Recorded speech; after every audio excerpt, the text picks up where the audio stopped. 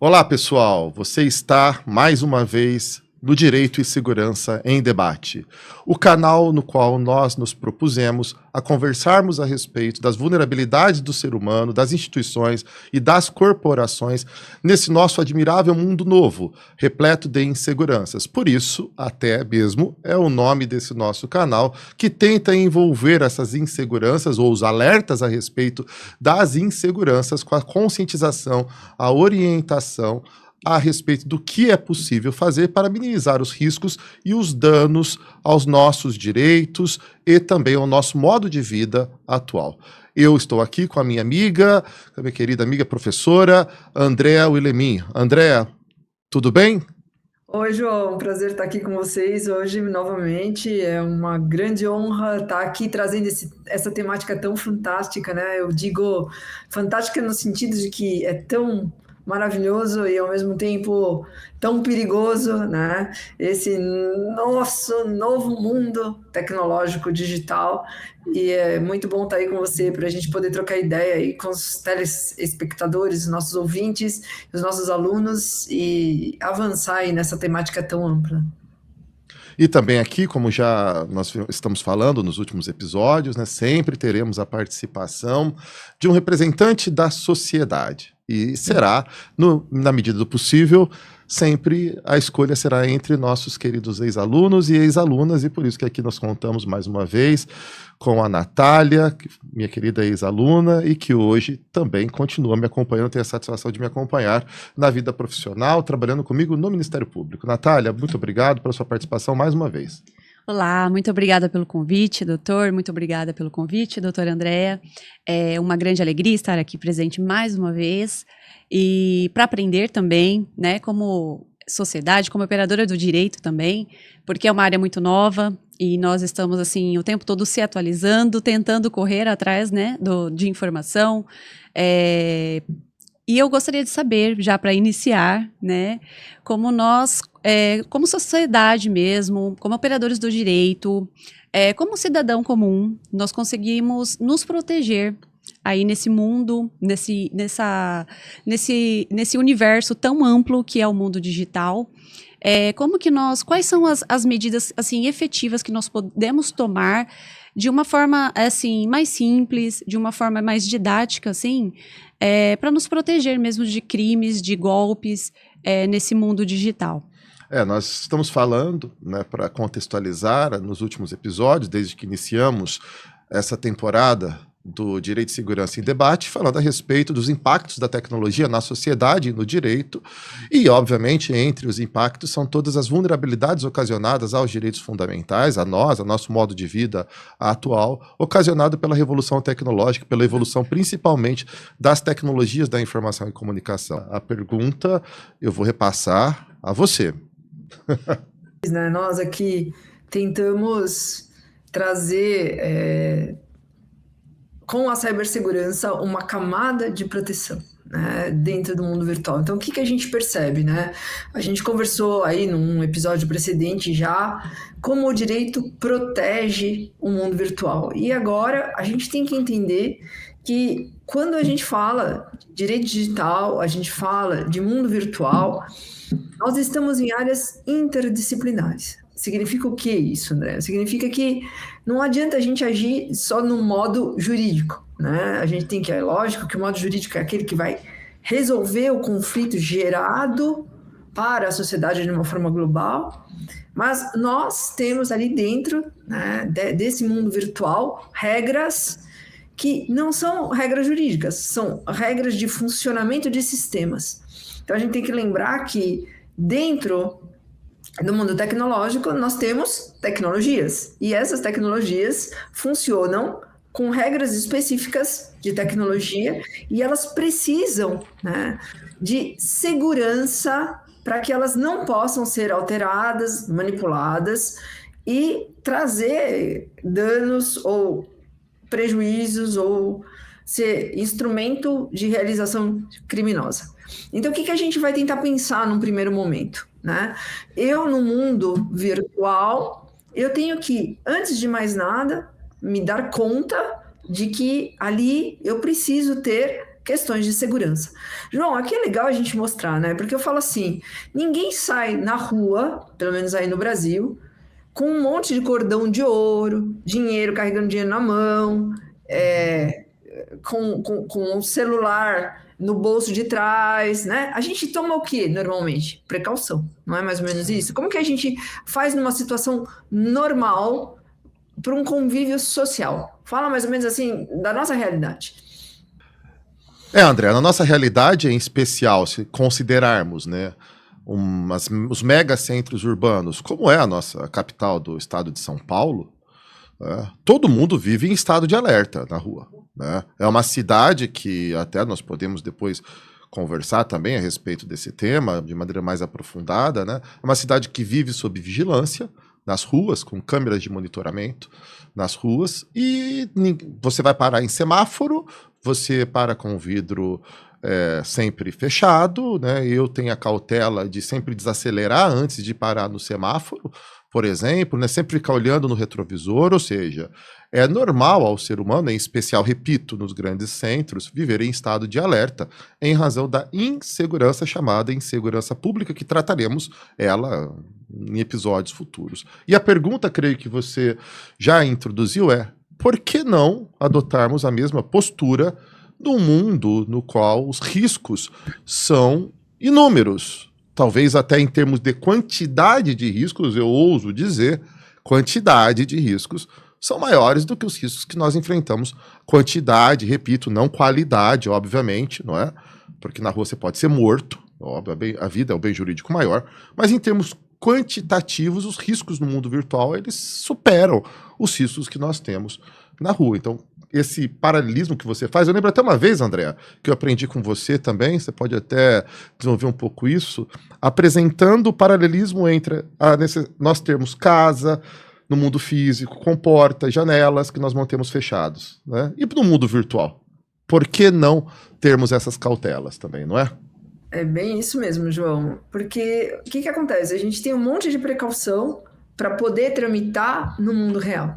E a gente tem que entender que nós necessitamos dessa mesma precaução para tramitar no mundo virtual. E o que acontece? Infelizmente, a gente tem sempre uma sensação de falsa segurança, né? A gente acha que porque a gente está no mundo virtual, sou eu, meu computador, e que não tem nada entre nada ali, que não tem ninguém vendo, que é tudo seguro, porque sou só eu com o meu computador, E o mundo virtual, ele tem tantos ou mais perigos ainda do que o mundo virtual, que o mundo real. Então, o que a gente tem que se dar conta, né? Que quando a gente adentra o mundo virtual, nós precisamos ter precauções. Essas precauções vão fazer o quê? Vão nos dar segurança, não 100%, tá, pessoal? Porque isso não existe, é que nem a gente pode fazer tudo certinho para tentar não ser assaltado, e mesmo assim a gente pode ser assaltado. Então é mais ou menos essa mesma visão que a gente tem que ter no mundo virtual. Mas a gente tem que ter alguns reflexos que a gente sabe que estamos adentrando a uma realidade virtual. Dentro dessa realidade virtual, a gente vai ter que questionar. Dentro desse questionamento, a gente vai ter que se proteger. E essa proteção se faz como? Primeiramente, né, conhecendo quais são as tecnologias que eu utilizo, e, a partir desse ponto, entender que nem toda facilidade vale a pena no mundo virtual. Às vezes, facilidade é sinônimo de exposição, é sinônimo de risco, assim como na vida real. Né? Se você ficar sabendo, tem um investimento, se você investir todo o seu capital, pode ser que você vai ganhar 1 trilhão. E o risco? Qual que é o risco de fazer isso? Né? Então, esse risco, ele também existe no mundo virtual. Significa que eu adentro o mundo virtual, parece muito fácil, eu tenho muita facilidade, eu consigo fazer tudo de uma forma muito easygoing, né? Muito fácil, tranquila, mas ao mesmo tempo o risco é muito alto e eu posso ter consequências depois que eu não posso recuperar. Então, o primeiro ponto para mim é ter essa mentalidade. Eu acho que você tem que entender que, assim como no mundo físico, o mundo virtual também exige que você se posicione e se decida, né, por questões de segurança. Ninguém vai chegar para você e implementar questões de segurança, por exemplo, no seu telefone celular. É você que vai ter que ter essa capacidade. A mesma coisa, e-mails. Você vai ter que implementar questões de segurança no seu e-mail, no seu Gmail, que a grande maioria de nós temos, por exemplo. Agora, né, João? O ChatGPT e companhia, né? As IAs, todas elas exigem de nós um posicionamento face a questões de segurança da informação. Por que isso? Porque a qualquer momento, no mundo virtual, você pode ser hackeado, você pode ser roubado, você pode ser manipulado, né? Você pode ser extorquido, e tudo quanto é forma de crime que existe no mundo real acontece quase até igual, quase, não todos, claro, né? No mundo virtual. Então a gente tem que entender que é um outro universo que exige uma camada técnica para ele funcionar bem. E essa camada técnica ninguém te dá de graça. Essa camada técnica você precisa, né, saber que você tem que implementá-la ao utilizar alguma coisa que é virtual. Então, um grande exemplo, né, João, que o pessoal gosta muito e que a gente tem sempre a sensação de perda de qualidade, né? Mas vamos configurar cookies. Né? Isso é um ponto que... André, desculpa, mas antes disso, Sim. Vamos explicar para o pessoal. Você. O que são os cookies? Então, pessoal, o que são os cookies, né? Não são biscoitos gostosos que a não nossa são avó faz biscoitos. e leva pra gente comer, né? Então, os cookies são pequenos robozinhos tecnológicos, né?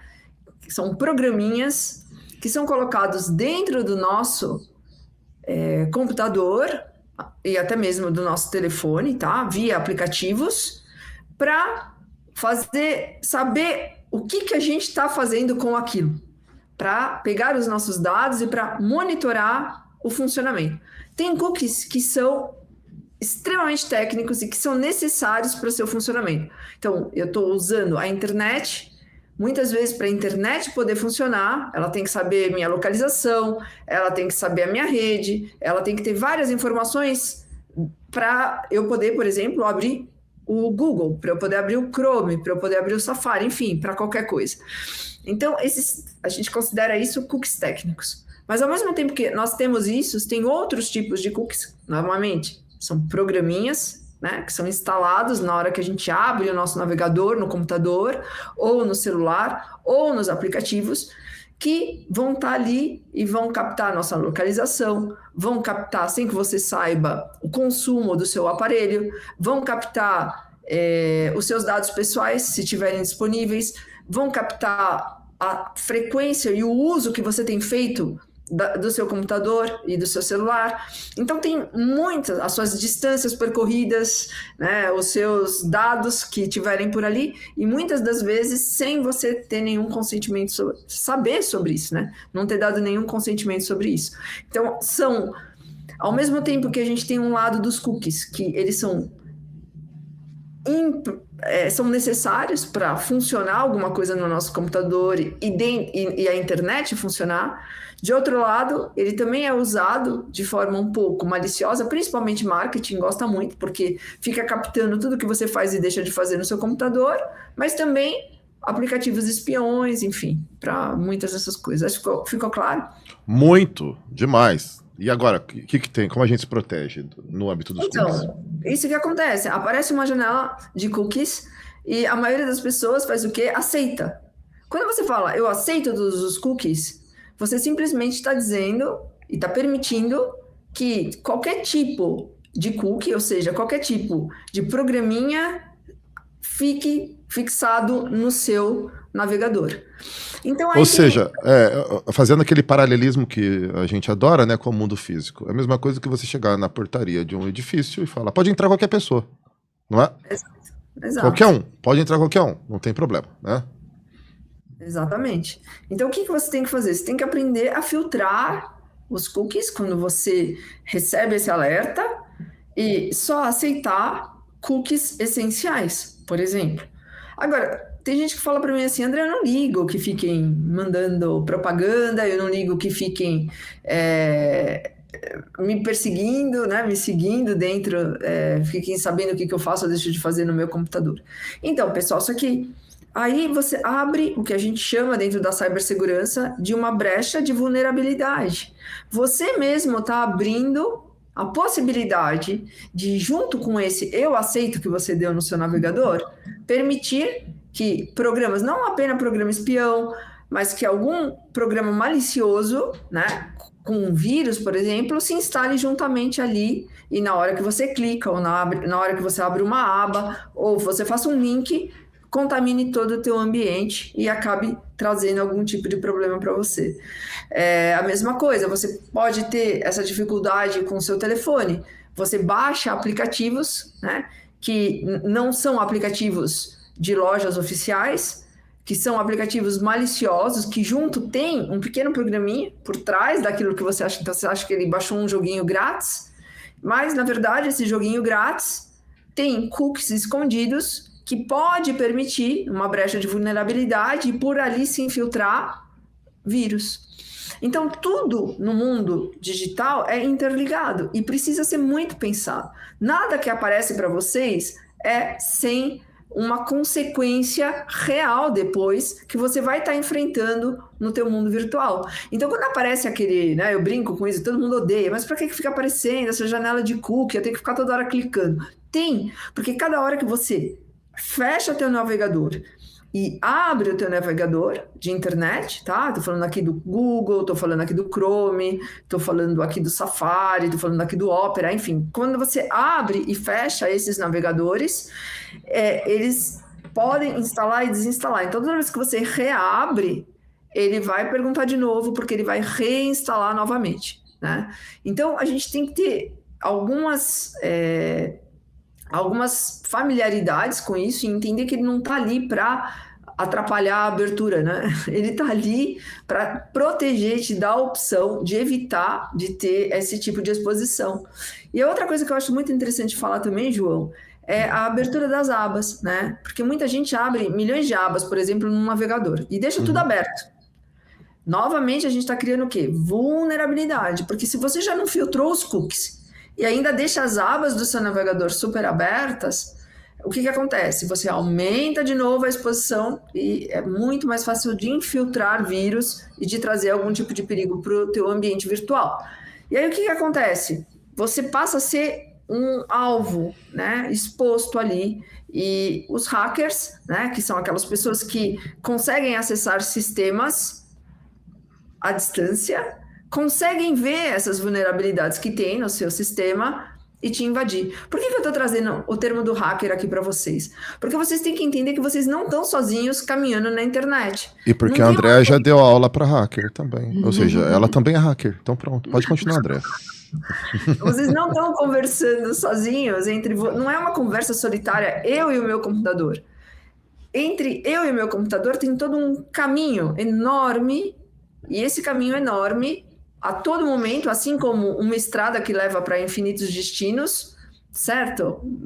Uma estrada de carro, ou uma estrada aérea com os aviões, que vão para vários lugares, você pode interceptar esses caminhos e você não pode assaltar as pessoas dentro deles. A mesma coisa com os hackers dentro desse ambiente. Então, entre eu aqui e o meu computador que está aqui na minha frente, ou do João que está aí por perto, vocês vão ver que parece, a gente tem essa falsa sensação, né, de proteção, somos só nós dois. Não, tem internet operando. Para operar a internet, para vocês terem uma ideia, tem cabos subaquáticos, tem satélites no ar, né, tem operadoras de sistemas. Em cada um desses mecanismos que vai levar e trazer a informação, um hacker pode interceptar esse caminho. Se ele verifica que dentro do seu navegador tem abas abertas com vulnerabilidades, tem cookies que dão acessos a vulnerabilidades, ele infiltra o teu sistema e pronto, você já caiu e já foi contaminado. Então, a gente tem que prestar muita atenção. Só uma questão, sempre a gente está tentando trazer, né, a interdisciplinariedade para cá. A Andrea falou a questão do cookie. Fora os cookies, né? Quando abre lá a janelinha do cookie, também tem lá política de privacidade, não é? Alguém lê a política de privacidade? Não. Por quê? Porque vem um texto enorme, primeira coisa. Segundo, em letras miúdas, tudo para dificultar o conhecimento do usuário a respeito das vulnerabilidades que o usuário está exposto, permitindo determinado cookie. Na minha concepção, isso no mundo jurídico carece de uma norma que fale a explicação a respeito da vulnerabilidade deve ser clara, direta e acessível a todos os seres humanos, inclusive aqueles que não são técnicos na área. Não é? Se há uma vulnerabilidade, e se nós estamos, conforme nós conversamos nos episódios anteriores, obviamente, no qual a maioria, nem vou citar a cifra, porque certamente passa dos 90% da população não está familiarizado com termos digitais, não é? É óbvio que nós temos que ter alertas claros.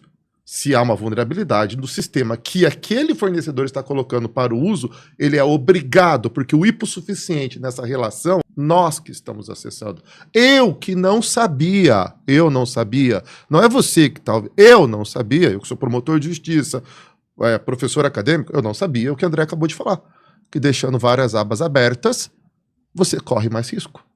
Eu trabalho com a Andrea sabe, né? Você também, Natália, na promotoria com 3 telas, na minha casa com 5 ou 4 telas. Em cada tela é uma aba aberta. Eu tenho esse hábito, não né? tem jeito. Eu não sabia disso. Também não é? Ou seja, daí é que nós estamos vendo que nós estamos no caminho certo, que é uma dica que pode ser, e é útil a todo mundo, né? Que a Andrea já trouxe. Você sabia dessas vulnerabilidades agora, Natália? Não sabia, principalmente das abas, é uma novidade para mim. E é curioso também, eu até pegando o gancho do que a Andrea estava falando, quando você instala um app no celular, né, ele pergunta se você permite que ele rastreie suas atividades. Aí você tem a opção lá, pedir para não rastrear. E aí, ou apenas para rastrear durante o uso, né? Sim. E aí, quando você instala e você pede para não rastrear, a funcionalidade desse app, ela não muda praticamente nada. Eu não vejo uma diferença, né? Então, às vezes, você permitir que rastreia não tem assim, para nós, para a gente usar, não faz diferença nenhuma. Né? Essa é uma coisa que, bom, eu pelo menos, eu sempre clico para não pedir rastrear. para não rastrear. Agora, uma coisa que eu sempre passo pela minha cabeça, minha amiga Andrea. A gente clicar lá, dá certo? Será que dá certo? Será que a empresa cumpre com a minha opção de não ser rastreado? Né? Eu lembro uma vez que a gente conversou, André, a respeito do Google, também, do quanto o Google, né, nos rastreia. Né? Você lembra disso também, que você me colocou vários alertas também? Então, assim, né? Tem assim, aquele mundo que o mundo deveria ser com o mundo que é, né? Então, quem é que fiscaliza, né? Por que eu falo isso? Porque tem muitos aplicativos, voltando para essa questão mais de celular, né? Que você permite ser rastreado. Então, você tem que ter dupla configuração. Você tem que não permitir e também tem que ter configurado o seu celular para ele não permitir rastreio. Então, aí você já tem uma dupla camada de segurança, mas ainda não é o problema total, porque a gente ainda tem uma outra questão. Muitos aplicativos que você permite ser rastreado, por exemplo, mesmo quando você desinstala o aplicativo do teu telefone, continua te rastreando. E isso ninguém fala sobre isso, né? Meu Deus. Então é algo chocante para mim, do ponto de vista da segurança da informação. Lógico que é. Número de aplicativos que as pessoas acham que só porque desinstalaram não tem mais nenhuma influência dentro do celular delas. E tem, tá certo? E aplicativos grandes, tá? Não vou ficar citando o nome aqui, mas aplicativos grandes. Então, o que acontece? Basta só desinstalar? Não, pessoal. Vocês têm que fazer tipo eu brinco, chamo uma varredura. Tem que limpar, né? Dentro os caches, tem que limpar dentro do celular. Não é simplesmente só achar que desinstalou, o problema acabou. Não, né? Porque eles colocam o quê? Crawlers dentro dos aplicativos, que mesmo quando você desinstala o aplicativo, o crawler continua ali coletando informação. O que é crawler? Um cookie, né? Então vocês veem que quando a gente fala assim, tem que limpar o cache, tem que limpar o celular, tem que limpar os cookies, Tem, isso é muito importante fazer, porque aí o próprio sistema atua ali fazendo essa limpeza. E dentro das configurações, novamente uma camada contando com isso. Então, assim, eu permito ser rastreado. Assim, isso é de cada um quer ser rastreado. Tem situações que vale a pena ser rastreado? Tem, por questões de segurança, às vezes é importante você ser rastreado. O aplicativo está lá para isso, por exemplo. Por outras, você quer dar informação da tua vida de graça, né? Porque vocês estão dando de graça, só lembrando esse detalhe. Para as companhias que estão explorando isso economicamente, é teu problema. Se você não tem consciência de que o teu dado tem valor e que isso é transformado em moeda, e que se você acha assim, eu estou cooperando com a Apple, estou cooperando com o Google, estou cooperando com o Uber, estou cooperando... Assim, então, gente, vocês estão dando dinheiro para eles de graça. Eu não sei o que eles estão dando para vocês de tão vantajoso, assim, para você trocar pelos seus dados pessoais. Mas, bem, é uma opção tua. Você está achando que está fazendo negócio, cada um tem uma cabeça, né? Cada cabeça uma sentença. Então, eu penso assim, você tem só consciência disso que você está fazendo? E você tem consciência de que ninguém vai vir pegar o teu celular e organizar ele para ti. É você que tem que fazer isso, né? Ninguém vai chegar, a Apple não vai chegar, ela não tem nenhum interesse. O Android não tem nenhum interesse, nenhum sistema tem interesse de falar para você, olha, meu querido, assim você está mais protegido, né? É você que tem que aprender a se proteger, porque o que é importante ou não é importante para você, só você pode decidir e pode escolher. O André, tanto que os celulares de fábrica, eles vêm sem nenhuma pré-configuração específica para essa proteção, não é? Normalmente teria que vir com Privacy by Default, né? Ou seja, a privacidade teria que estar ativada, mas não vem acontecendo isso na grande maioria, principalmente no caso da inteligência artificial. A gente tem aí eu acho que é um gap, né? É um desnível ali entre as legislações, onde se entendeu que, por exemplo, a proteção, uma inteligência artificial não tem que vir com Privacy by Default acionado. Então, na maioria dos casos, quando você pega aí as suas IAs, elas não têm as questões de privacidade configuradas, é você que tem que configurar.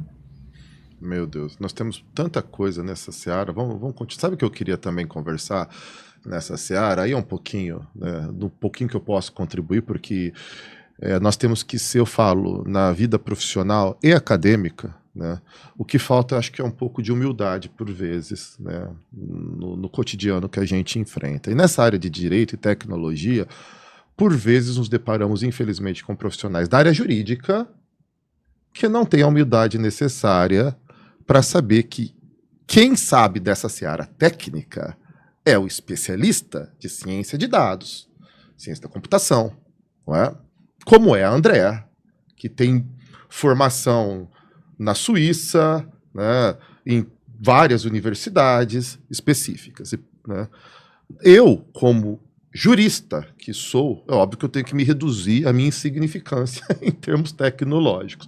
Mais um alerta que eu acho que eu posso trazer um pouquinho, e até que nem decorre tanto da área jurídica, mas decorre de uma outra área do conhecimento que eu me propus a estudar, que é a doutrina de inteligência, atividade de inteligência, que se usa bastante atividade de inteligência, chamada engenharia social. É uma técnica que ela decorre de uma atividade de inteligência e que hoje em dia ela é muito feita por hackers também, não é? Para diagnosticar as vulnerabilidades do usuário, ou em termos de inteligência, nós vamos chamar o usuário de alvo, né? E isso decorre da vulnerabilidade da autoexposição da própria pessoa. Então é feito um estudo a respeito da vida da pessoa, quando não tínhamos um mundo virtual. Fazia-se esse estudo por meio de acompanhamento, saber onde a pessoa vai. Havia necessidade da aproximação física daquele que iria empregar a engenharia social com o alvo. Agora não. Agora esse estudo é feito no âmbito virtual, não é? E por meio do quê? Principalmente do seu comportamento virtual. Aí a gente traz a questão das redes sociais, né? Em especial o problema de redes sociais abertas, né? Porque nós damos a munição para ser feita essa engenharia social, e por meio da rede social você vai descobrir quais são os seus gostos, quais são os seus, entre aspas, uma palavra que eu não gosto, mas seus ódios, né? Suas raivas.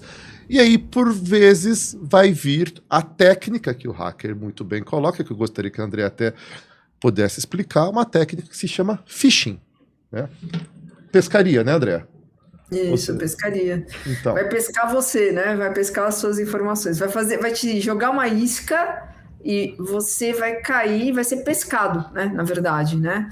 Então, a gente tem que entender que o nosso comportamento, e ligando aí um pouco com tudo que a gente vem falando sobre dados pessoais, né? O nosso comportamento, ele pode ser medido, né? Ele pode ser traduzido, né? As pessoas podem saber as suas preferências, podem saber como você se comporta, pode saber do que você gosta. E dentro desse universo, o que ela faz? Ela sabe que, por exemplo, você adora comer chocolates, não? Então, você começa a ver mais propaganda de chocolate. Dentro de uma dessas propagandas de chocolate que normalmente chegam para ti, em algum momento você vai querer ir atrás de uma oferta de chocolate. Você acha muito interessante. Na questão, por exemplo, na Páscoa, né, que o pessoal compra muito ovo de Páscoa, aquela coisa toda. E ali você preenche algum catálogo em algum site, né? E o hacker, ele sabe disso. Então, ele já sabe que você gosta de chocolate, já sabe os sites que você visita e sabe também, né, de alguma brecha ou de algum cadastro que você fez que era um cadastro aberto, era um cadastro público. Qualquer pessoa que consulta o Google, por exemplo, consegue achar aquele seu cadastro. E ali ele tem acesso aos seus dados, por exemplo, ao seu e-mail ou ao seu número de WhatsApp. E o que ele faz com isso? Ele te manda uma isca, usando, às vezes, a propaganda ou a publicidade daquela loja de chocolate que você tanto gosta e que você estava pensando em comprar os seus ovos de Páscoa.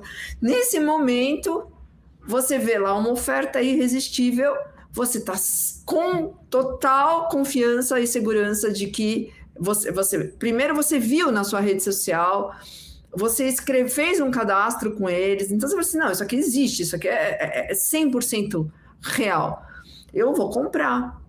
E na hora que você clica naquele link, era um link falso, era o quê? Era uma isca que colocaram para te pescar, você caiu, e nesse momento o hacker consegue acessar todas as suas informações bancárias, consegue acessar inclusive o aparelho da onde você está fazendo aquela compra. Então, é assim, João, é uma coisa que a gente tem que estar sempre muito atento, né? Do que a gente vê, do que a gente procura, o que a gente tenta fazer, que sites que a gente está consumindo. E vocês precisam ver, pessoal, que essa questão que o João trouxe, ela é muito refinada, né? Ela é muito refinada porque hoje, para vocês entenderem, eles copiam, ainda mais com o uso da inteligência artificial, eles copiam o site da Amazon inteiro. Pegam a Amazon e usam um outro alfabeto, como que é aquele alfabeto que tem aquelas letrinhas bem com pouca percepção de diferença com o alfabeto que nós utilizamos. Isso faz o quê? Eles criam um outro nome de domínio. Você entra num site errado e, na verdade, você está verificando você acha que está na Amazon, fazendo compra direto na Amazon, e, na verdade, você está entrando num site hacker, totalmente hackeado, que usou um outro alfabeto que permite escrever Amazon.com parecido, só que o O é um pouquinho mais compridinho do que o nosso, você não percebe na hora que você está usando, e você caiu aí num phishing terrível, que pode aí te trazer muito prejuízo. Eu esqueci o nome do alfabeto, João. O alfabeto, a gente precisa verificar aí, depois a gente olha. Aquele alfabeto que parece russo, sabe? Que ele tem as letrinhas um pouquinho diferentes. Então ele constrói o site da Amazon com esse alfabeto. É o nome do caractere, né, que você está se referindo, né? Isso, o nome do caractere, exato. E aí, quando ele está esse outro site, é um outro nome de domínio para o sistema. Nós temos aqui Amazon normal. Nós temos aqui também um especialista que está alfabeto cirílico. Isso, olha só, tá vendo? A participação dos universitários aqui é espetacular. Alfabeto cirílico. Obrigado, João. João é o que nos salva aqui na edição do podcast, videocast aqui. Só podia chamar João mesmo, o cara é fera, né? Mas e aí, como que, João, pensa assim, como que você vai saber, na hora que você está consumindo alguma coisa, que o site da Amazon é um site hackeado com o alfabeto cirílico no lugar do alfabeto normal, e você cai nessa nessa história. Então, quer dizer, o que faz a Amazon, o que faz essas grandes redes e todo mundo? Eles tentam ali ter dentro do sistema tecnológico, né, mecanismos de tentar verificar a hora que aparece esses e tentar suspender a atuação deles. Mas eles não conseguem vigiar 24 horas, né, o tempo todo, todos os sistemas do mundo, e acaba que de um lado ou de outro acaba aparecendo esse tipo de fraude. Nós estamos extremamente vulneráveis, Natália. Todo mundo vai sair desse episódio com a mesma sensação que eu tenho toda vez que eu converso com a Andrea sobre cibersegurança. É simplesmente assim, medo, desespero. Não sei nada. Nada, eu não faço nada para me proteger. E é bom o pessoal ter a noção que acha assim, e quando a gente cai num golpe desse, né, a gente se sente o quê? Desculpa a expressão, mas burro, humilhado, né? Enfim, e não é só você. Eu duvido que fora pessoas que têm a capacidade e o conhecimento da Andrea, creio que todo mundo foi vítima de um phishing. Eu já fui vítima de phishing também, né? Num dia até fiquei ligando para a Andrea desesperado, o que eu faço agora? Mas enfim. E aí, Natália? Mais alguma dúvida? Sim, doutora, eu já ouvi falar sobre criptografia. O que seria a criptografia? Ela protege, ela ajuda, ela não ajuda? O que seria? Nossa Senhora, lógico que ajuda, pelo amor de Deus. Então, a criptografia é justamente, né, a gente tentar fazer com que a nossa comunicação, né, por exemplo, aqui, né, será que essa nossa transmissão está sendo criptografada? Por quê? Porque impede a criptografia, como se a gente colocasse um código trancado com chave, então ninguém sabe do que a gente realmente está, o que a gente está transmitindo. Então isso dificulta para o hacker que tenta acessar os nossos sistemas. Lembra que eu falei para vocês que os sistemas são a comunicação, ela se passa pela internet. Dentro da internet tem os operadores, tem o satélite, tem os cabos, tem tudo, né, que faz funcionar o universo virtual, e tem os aparatos, né, quando eu falo os aparatos tem toda a questão de IoT, enfim, tem todo um universo ali para que a transmissão ocorra, né, a gente não acha que a gente fala aqui, sai aí e que tá tudo certo, não, tem toda uma transmissão, e nessa transmissão a criptografia é muito importante, porque se o hacker tenta interceptar uma parte dessa comunicação que está acontecendo, ele se depara com algo que ele não consegue saber o que é. Então, como que ele vai, né, interagir com algo que ele não sabe? Então, a criptografia, ela te dá essa vantagem de você, primeiro, não conseguir acessar, porque ela está fechada dentro de uma chave, e de você não saber o que tem ali dentro. E isso, de uma certa forma, protege muito o tipo de comunicação. Então, por exemplo, quando a gente vê o pessoal falando, eu uso no WhatsApp, né? Porque o WhatsApp tem criptografia de ponta a ponta. O que isso significa? Se eu tento interceptar a conversa minha e sua, por exemplo, pelo WhatsApp, ele não consegue ler o que tem ali no meio. Só eu que tenho a chave para traduzir o que está no meu celular e você tem a sua chave para traduzir o que está no seu. Então, se eu tento pegar essa comunicação no meio, eu já não consigo. Então, a criptografia ela é algo muito eficiente, né? E realmente é uma potente arma que a gente tem que aprender a usar dentro dos sistemas de informação.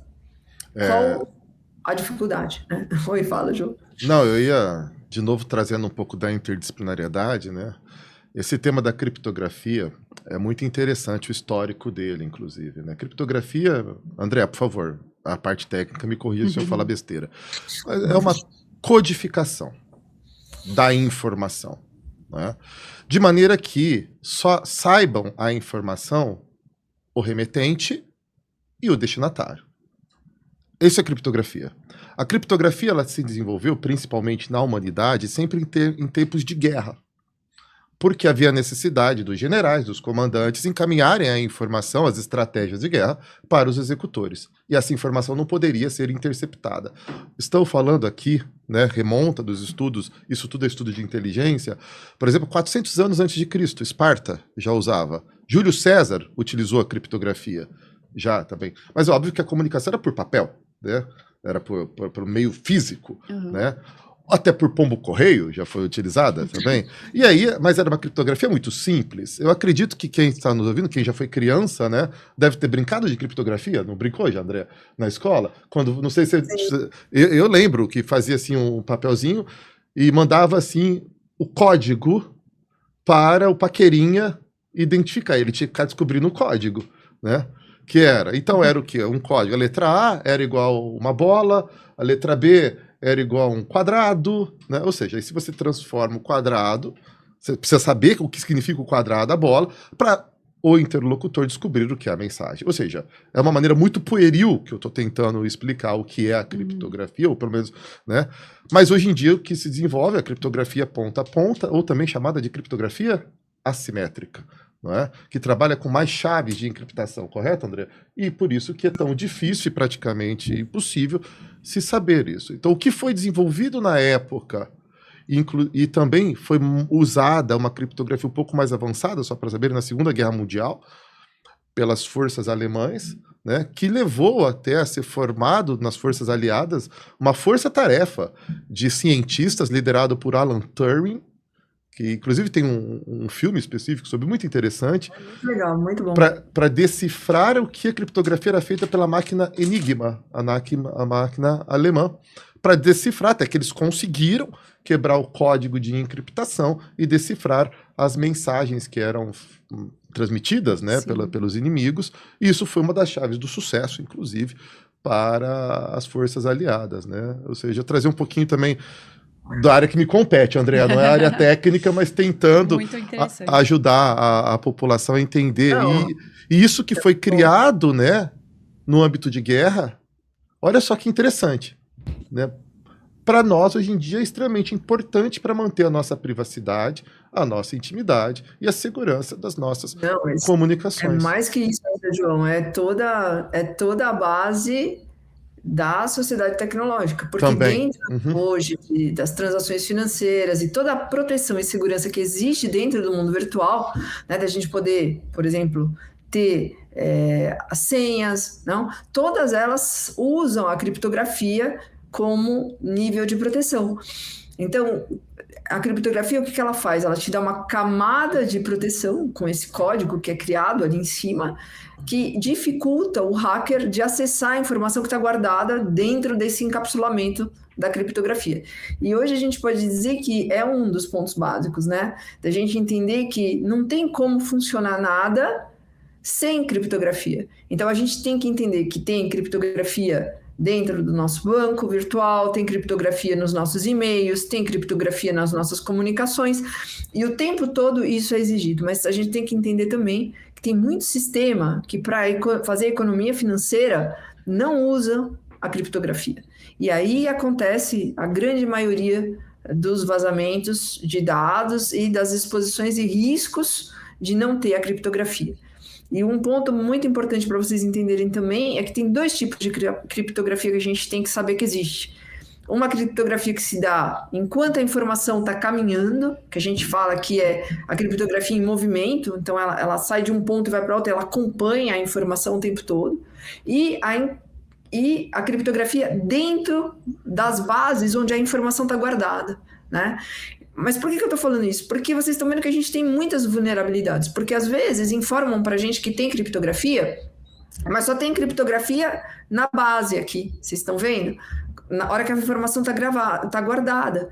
E não tem criptografia enquanto a informação está sendo transmitida.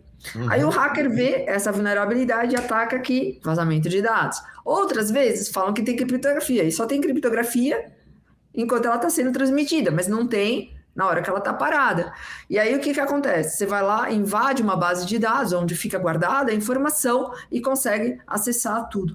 Por isso que é muito importante, por exemplo, quando vocês vão consultar sites, a gente vê aquela letrinha HTTPS, né? Para a gente saber que tem um sistema de segurança na transmissão da informação naquele site. Muitos sites é só HTTP. Então, significa que ali a gente não tem segurança de criptografia na hora das transmissões.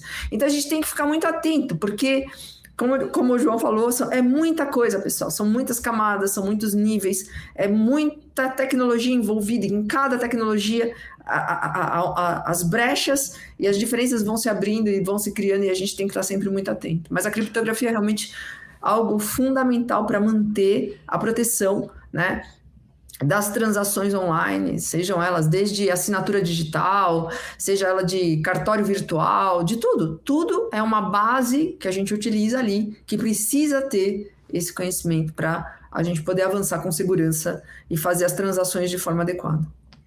É muita coisa. A vulnerabilidade nossa, ela é enorme, obviamente, né? E é muita coisa que demanda conhecimento técnico. E é por isso que não só nós, seres humanos, precisamos ter realmente aulas, capacitações, assim como o mundo empresarial, assim como o mundo do governo também, as instituições públicas carecem, repito, de profissionais dessa área para capacitarem os operadores das instituições para que evitem, né, ou minimizem os riscos que hoje em dia são enormes. E isso, eu posso afirmar, porque fui e continuo sendo aluno das excelentes aulas da professora Andrea Willemin. Por exemplo, um tema que eu gostaria de... A gente já está com o tempo estourado, mas assim, eu não quero parar, só quero umas últimas dicas, Andrea. Vai ficar ou para suas aulas específicas, quem quiser assista às aulas da professora Andrea, ou para um outro tema, enfim, por exemplo, blockchain hoje em dia, que se fala muito, mas a gente não vai tratar disso hoje, né?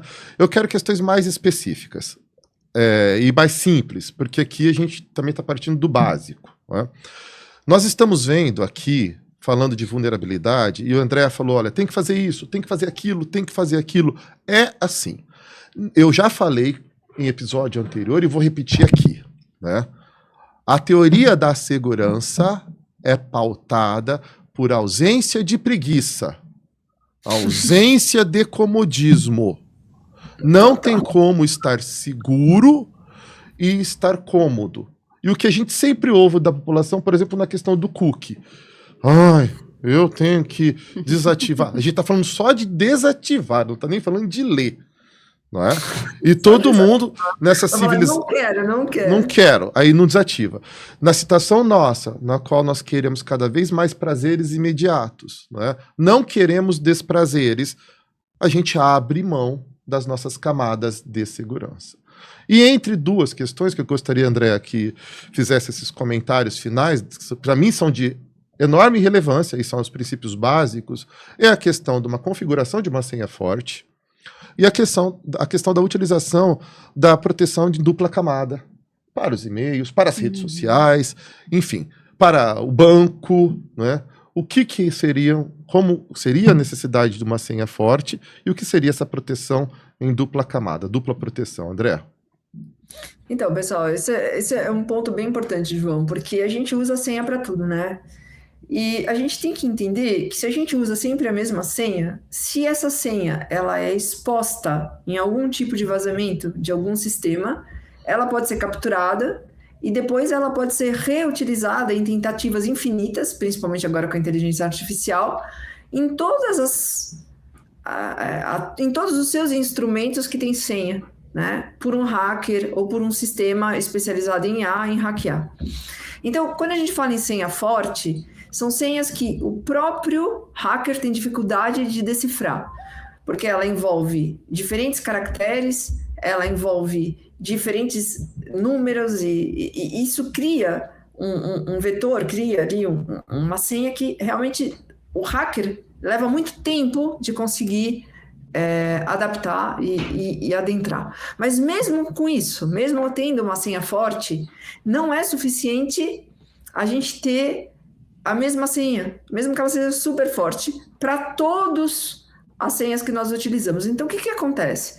Nós precisamos aprender a trabalhar com as senhas. A gente pode deixar, por exemplo, o próprio sistema te sugerir uma senha forte, porque às vezes é muito difícil de você imaginar PH minúsculo maiúsculo X, Y minúsculo 3895 minúsculo 25 caractere, né? A gente não consegue fazer isso toda hora de uma forma muito fácil. A gente tem tendência a fazer uma senha assim, 1, 2, 3, 6, pronto. Já está muito forte essa senha já.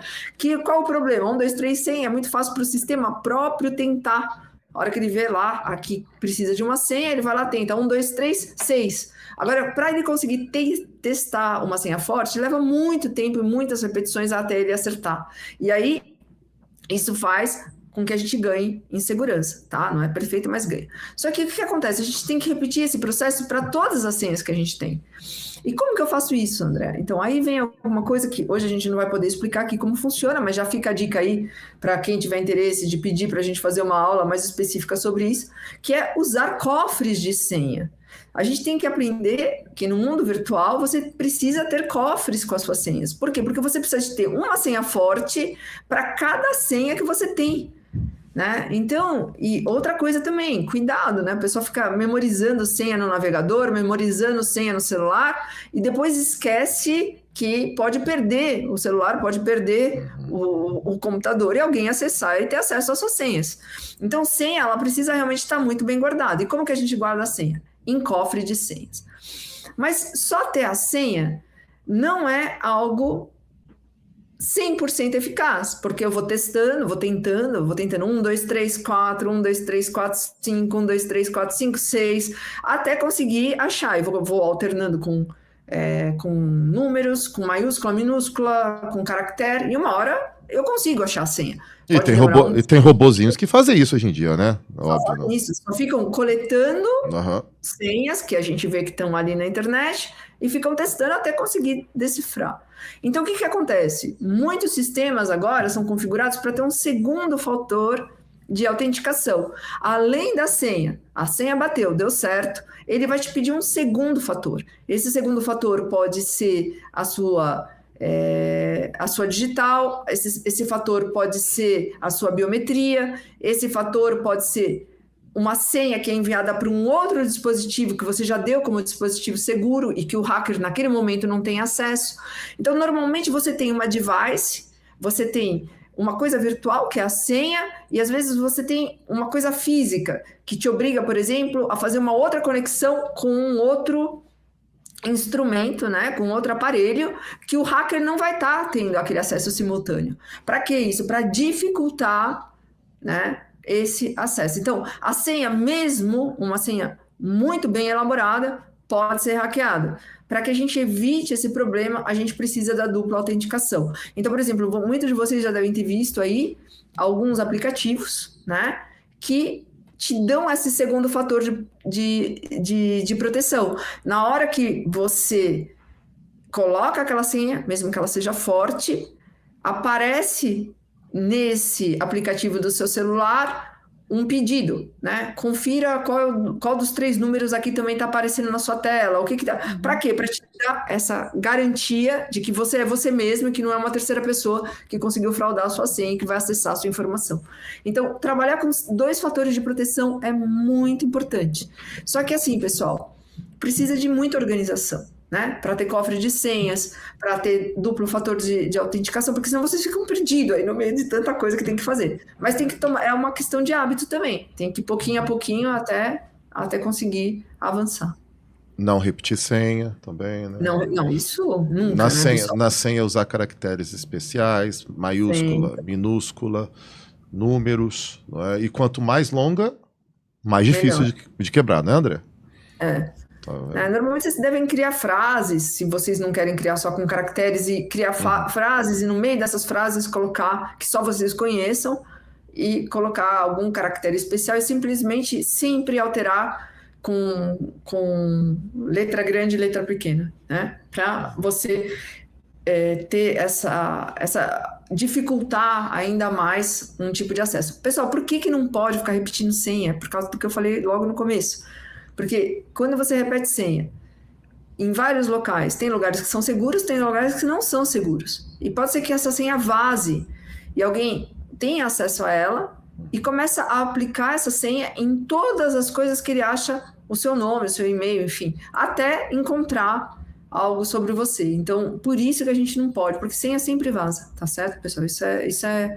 Não tem jeito. Vazar vai vazar em algum lugar e alguém pode ter acesso e pode ficar testando, e, por exemplo, você botou na sua conta do Google, aí também você colocou no seu Netflix, aí você também colocou lá no seu Facebook, Vocês sabem, por exemplo, teve o vazamento do Facebook, vocês não alteraram a senha. O que acontece? Eu vou lá, testo em tudo que eu acho com o teu e-mail e acabo conseguindo acessar o teu Netflix, acabo conseguindo acessar o seu Google e por aí vai.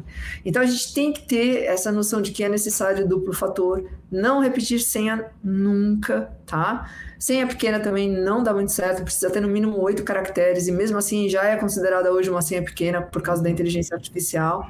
Sim. Então a gente tem que aprender a trabalhar com cofres, né, de senha para a gente poder guardar essas senhas ali dentro e saber administrar de forma correta e entender que a gente precisa se proteger, que ninguém vai fazer isso por nós, que nem colocou muito bem o João, né?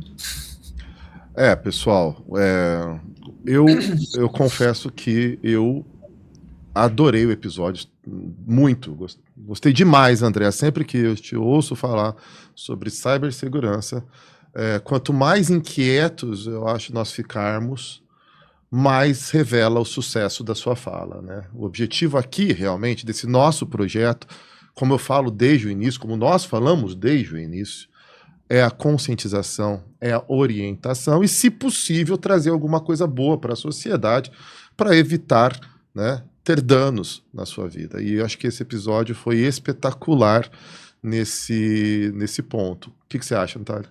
Eu acho que foi, fiquei com um gostinho de quero mais, porque a sensação é de que a gente não vive em vigilância constante e a gente deve viver nesse mundo virtual também, né? Nós vivemos em vigilância constante dos outros. Dos outros. Nós não vivemos na autovigilância. Exatamente. Essa é a verdade, né? Nós não colocamos, assim, não carregamos os nossos documentos, né? As nossas informações ali visíveis nas nossas mãos, mas na internet a gente está o tempo todo jogando esses dados, essas informações, e nós não vigiamos o suficiente. Então foi muito bom e, assim, eu tô sentindo que a gente tá só na pontinha do iceberg. E esse gostinho de quero mais é bom, porque a professora Andréa não gosta que eu dê spoiler, mas ela já está preparando um projeto muito legal, exatamente de capacitação nessa seara também, que logo, logo nós divulgaremos, né? Minha amiga, foi espetacular, espetacular. Nós estamos aqui como os condutores, mas eu fiz questão de usar e abusar dos seus conhecimentos, porque eu asseguro o quanto são espetaculares e úteis à nossa vida, não apenas a nossa vida como seres humanos, mas a vida empresarial, a vida corporativa, institucional. Eu só tenho que lhe agradecer. Imagina, é um prazer para mim poder, de alguma forma, contribuir com todo mundo, né? Conosco, com a nossa sociedade e principalmente com os nossos alunos e interessados na temática de cibersegurança e principalmente a cibersegurança ligada ao mundo jurídico, porque a gente tem uma tendência a esquecer o que está por trás, né? E a gente precisa ver que o mundo virtual, aquilo que ele te mostra é só a superfície dele, aquela coisa, a superfície do iceberg, tem tudo por baixo ali que você não está vendo, onde as coisas estão sendo feitas e tramadas, né? E a gente, infelizmente, não tem. A gente pensa que é uma coisa assim, eu estou só vendo aqui a minha tela, é só eu a tela, né? E a gente precisa ter essa consciência que o mundo digital, ele vai muito profundo, ele vai muito além daquilo que a gente enxerga e que a gente tem que ter uma outra forma de se posicionar. Da mesma forma que a gente aprendeu a se posicionar, né, no mundo físico, a gente tem que se posicionar também no mundo virtual e pensar também em segurança. E o nosso objetivo aqui é trazer segurança, né, em vários aspectos aí no nosso podcast para vocês. Então, desde a segurança do Estado até a nossa segurança pessoal. E isso é muito importante, a gente começar a entender e assumir nossa responsabilidade em relação a nos protegermos e criar uma sociedade digital melhor e mais confiável, né? Bom, grande prazer, João. Grande prazer, Natália. Natália, muito obrigado por todas as suas participações. Né? Para mim, eu repito, é uma satisfação reencontrar, né, ex-alunos, ex-alunas, ainda mais no seu caso, né, que eu afianço a qualidade do seu conhecimento jurídico. Tenho a honra de trabalhar contigo hoje, né? Então, para mim, é um duplo agradecimento. Viu? Muito obrigada, foi um prazer, é muito enriquecedor estar junto com o doutor e a doutora, é sempre um privilégio muito grande. Muito obrigada por tudo. Muito obrigada a você, Natália, foi um prazer tê-la conosco, espero que em breve estejamos de volta aí com mais um episódio. Sim.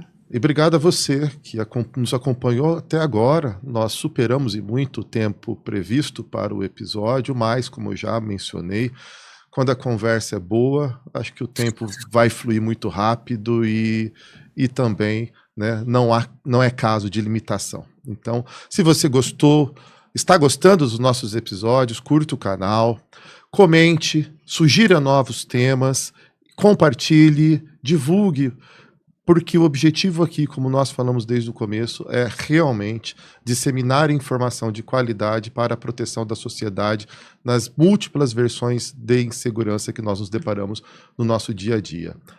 Obrigado, pessoal.